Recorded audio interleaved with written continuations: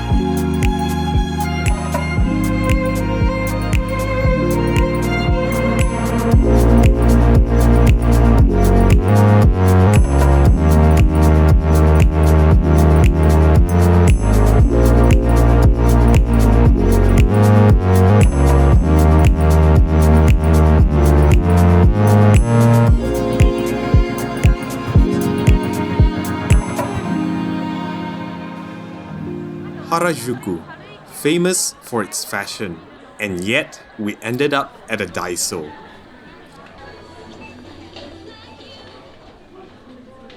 Thing is, we weren't the most fashionable people, so being in Harajuku was more for sightseeing than anything else.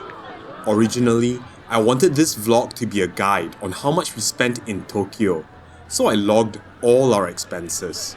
Every once in a while, you will see the prices of the things we bought. Good news is, Japan will fully reopen its borders on 11th October, so hopefully this info is still helpful. We made a quick stop at an arcade where I tried my luck on a claw machine. My strategy was to basically use the machine right after someone else loses at it, but my strategy didn't work. Those things have odds, so if it's not your time to win, you will not win. We found ourselves in Don Quixote. It was a super crowded store where you could find relatively cheap souvenirs, especially Kit Kat of a variety of flavors. What are we doing now? Getting our tax refund. Yeah. Aren't we glad to be out of there? And if you thought it was bad for us, there was a 7-foot tall dude inside there just now. It must have been hell for him. Let's go! We returned to our hotel, a tiny but serviceable room of less than 150 square feet. And dinner was convenience store or konbini food. How's it? Pretty good. Our next day was a guided tour to Mount Fuji.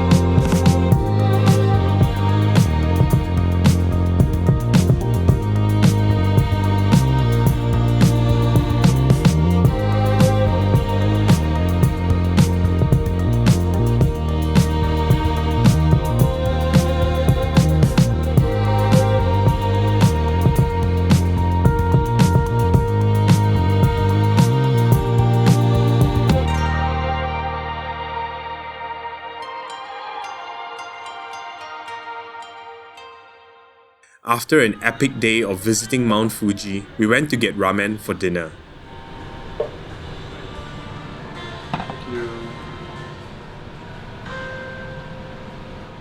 The next day, we went to the Tsukiji Outer Market. It's basically the area surrounding the old Tsukiji fish market, which moved in 2018. First up, we wanted to try the tamago on a stick, which was featured on an episode of BuzzFeed's Worth It.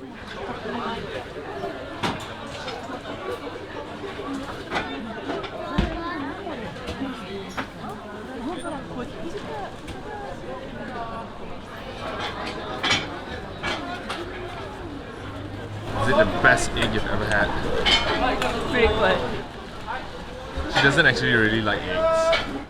Then we tried the uni bun, featured by another YouTuber, Paolo from Tokyo.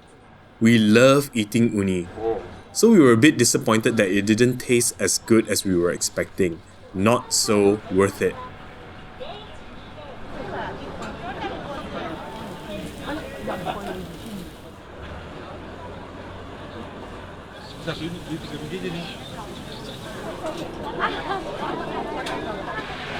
There were lots of different food being sold, but we wanted to save our tummies for lunch later. Drinks were an exception.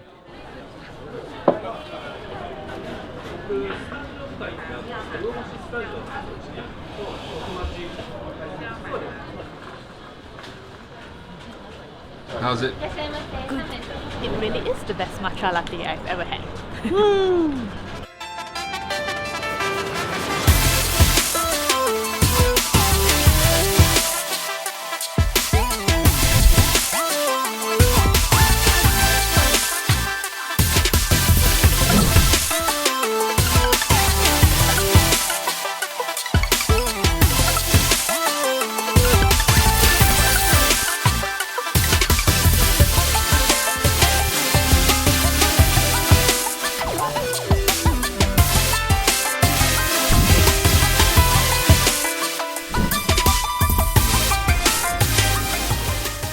Next, we went to Sakuragawa, a formerly Michelin-starred restaurant, for a Kaiseki-style meal, kind of like an omakase.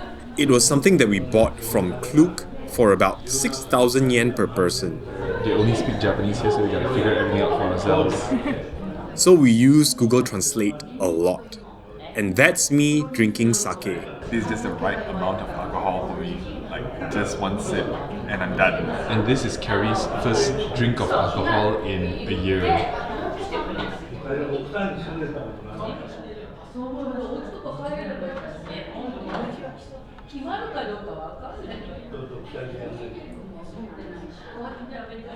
Despite being quite a pricey meal, we only spent this much on food while traveling. It was the most interesting, most delicious meal we had during this entire trip.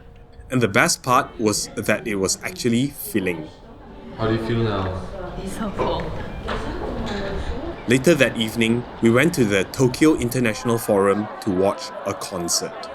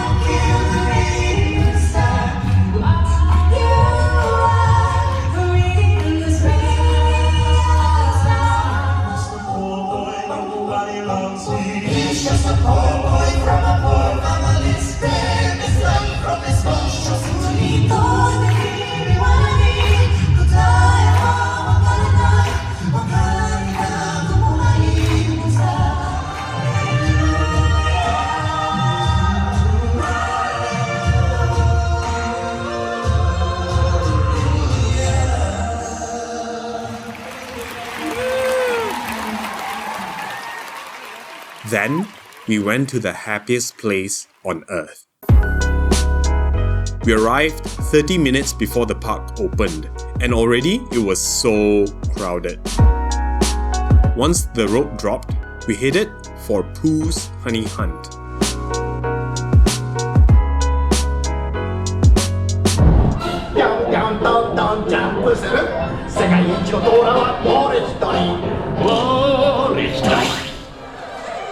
Standby now is 70 minutes. When we got in here, it only took us 15 minutes to get to the front. Next was the haunted mansion,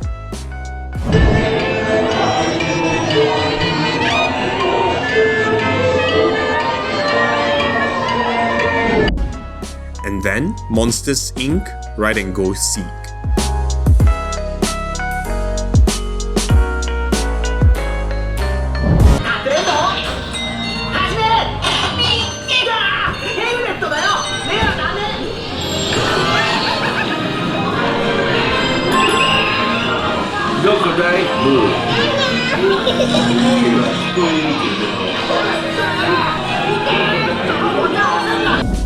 Onward to Star Tours. I love the premise of being a tourist in the Star Wars universe. It was one of the better rides in Disneyland, so later at night when the queues got much shorter, we actually rode it a second time.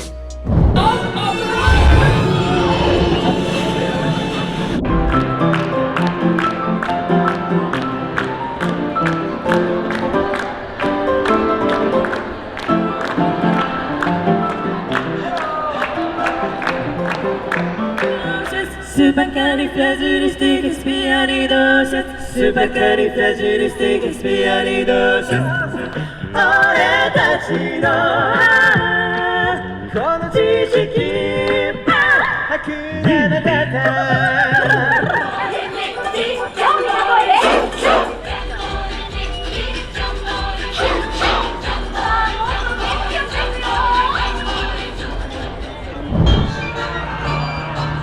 Drink up, lads. There's treasure enough for all. I shall take this paltry sum as a stipend to cover my expenses.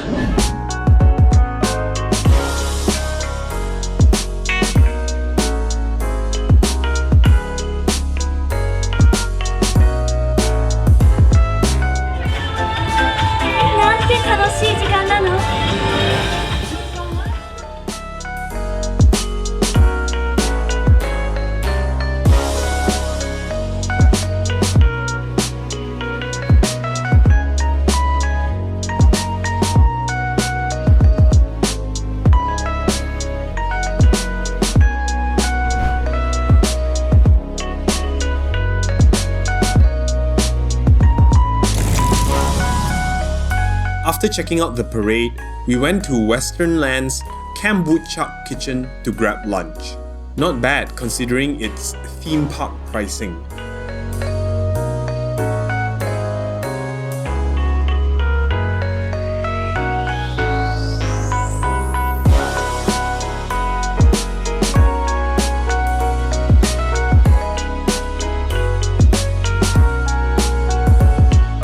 We also got ourselves a Chip and Dale popcorn bucket.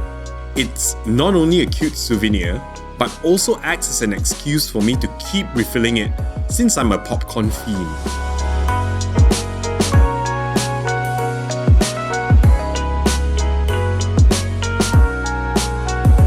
As it started to get dark, we finally used our fast passes and went to ride Space Mountain. It was fun, but pretty much identical to the one in Hong Kong Disneyland. That is it for Tokyo Disneyland. They cancelled the fireworks, so it's time for us to leave. There's nothing else for us to do here. Tomorrow we take on Tokyo DisneySea, so see you guys tomorrow. Bye! What's up, party people? It's a super windy day here in DisneySea. The ropes dropped about 30 minutes ago. Picked up a fast pass for the Toy Story Mania ride. Wanted to queue up for Soaring, the new ride that they have here in DisneySea, but the queue was ridiculously long. According to the queue estimate times, it would have taken us more than 3 hours to get to the front of the line. And fast passes were already gone.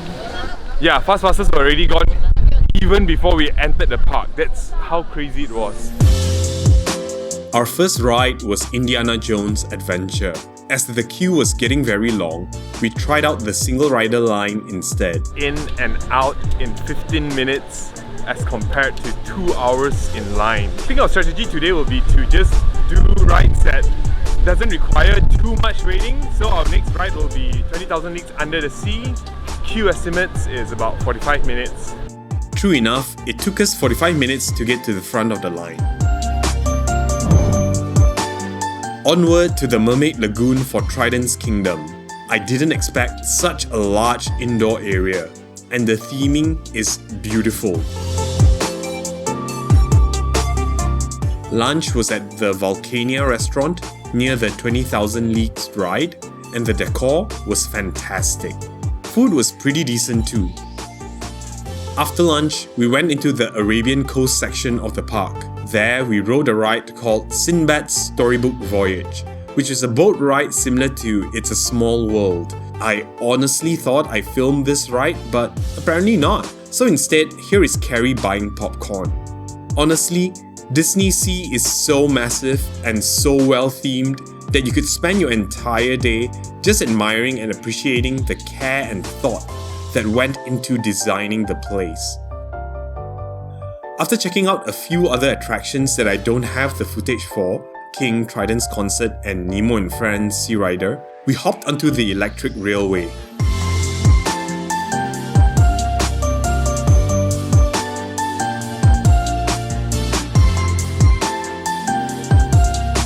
I'm a bit sad that we didn't have time to check out the Tower of Terror, but we used our fast pass to get onto the Toy Story Mania ride.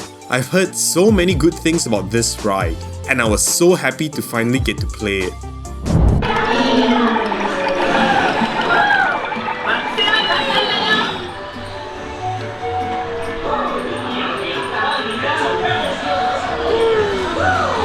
Yeah! High five!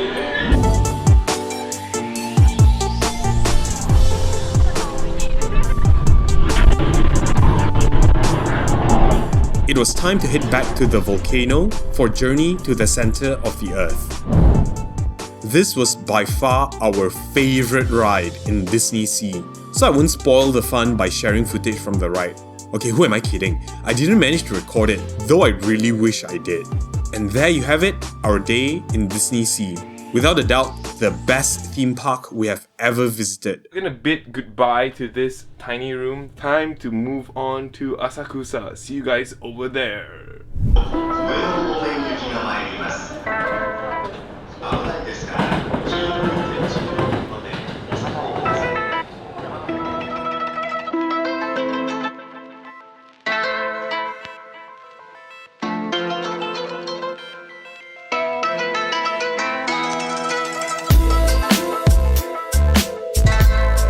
It was our final 2 days in Tokyo, so we thought it might be time to head to a slightly more laid-back part of the city and stay in a ryokan-style hotel. Lunch was a really decent buffet with incredible views of Asakusa and the Tokyo Skytree. Hello, view.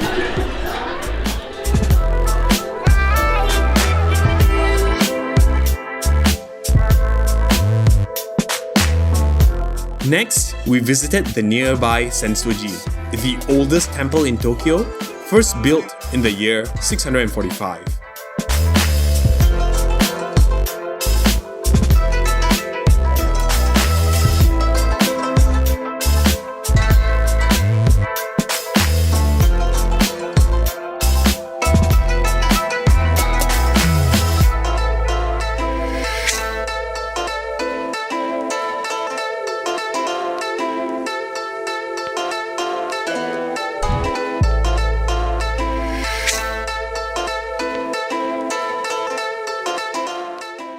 This is our room. And a pretty spacious bathroom. How we're gonna sleep here is using futons, which is right here. We're only staying here for one night. It's quite a bit more pricey than Premier Hotel Cabin, but it's also a little bit more spacious, and you get the traditional Japanese ryokan feel. But first, dinner.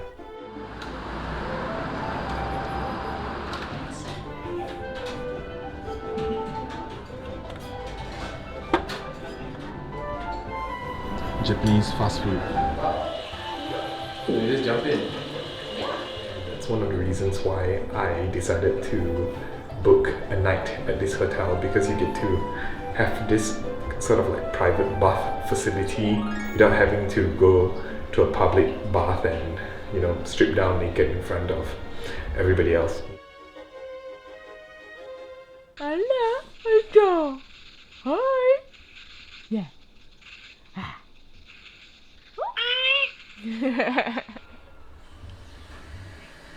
Hot water, mix cup, 1. Also, bamboo gonna be soft.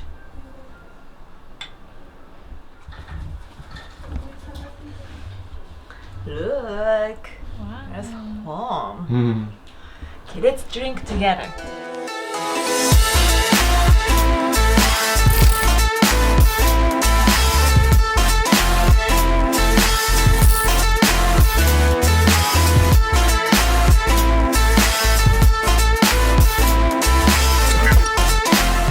Lunch was at a street side vendor with free flow of tea.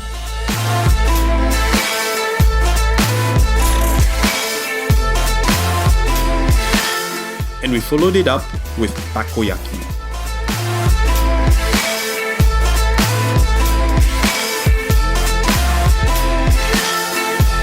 Next, we explored Ueno Park and the shrines within.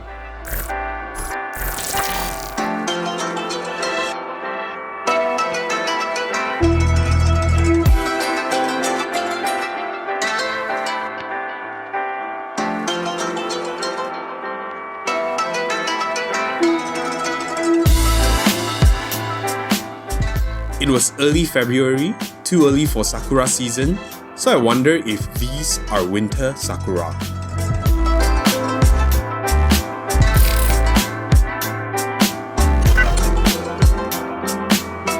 Each of the shrines we visited had their own personality and uniqueness, so it was really interesting to explore every one of them. And that sums up our last day in Tokyo. Definitely our most memorable trip as husband and wife. Other than probably our honeymoon, which was pretty epic as well. And welcome to 2022. I can't believe I finally got this video out. It's been a long time in the making. A lot has happened since our trip, the pandemic for one thing. But like I mentioned, I wanted this video to be sort of like a guide on how we as mid-range budget tourists spend in Japan. And I even created an entire Google Sheet to keep track of every expense while we were there. And it came up to, other than flight tickets, 222,000 yen for 9 days and 8 nights. Only $770 per person, or less than $100 per person per day. And that even includes 2 days in Disney, the expensive meal in Sakuragawa, and an even more expensive all-you-can-eat Wagyu beef buffet, which I did not include in the video because I lost all my footage from the first day of the trip. Anyway, it's 2022 and the data is obviously outdated. Prices might have changed since the 2 years we've been there,